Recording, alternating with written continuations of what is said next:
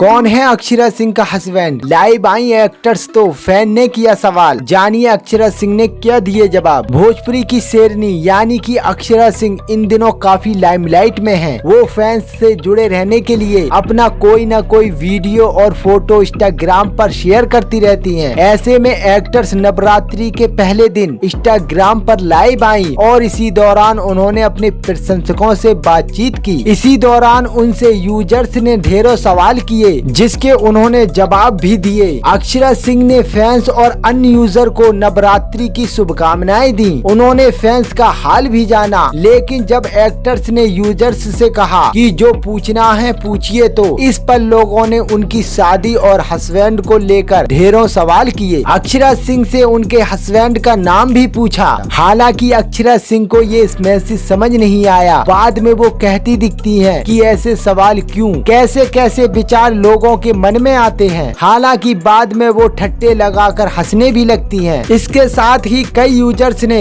Actor को शादी के प्रपोजल भी दिए। अक्षरा ने लोगों पर जमकर गुस्सा निकाला और कहा, आप लोगों को और कोई काम नहीं, जाइए जाकर सो जाइए। निगेटिव लोग निगेटिव बात किया करते हैं, मुझे इससे कोई फर्क नहीं पड़ता। बता दें कि अक्षरा सिंह काफी ट्रेडिशनल हैं। उन्हें अक्सर अपने परिवार के साथ पूजा पाठ करते हुए भी देखा जाता है। दोस्तों, ऐसी ही इंटरेस्टिंग न्यूज खबरों के लिए मेरे YouTube चैनल को सब्सक्राइब कर सकते हैं।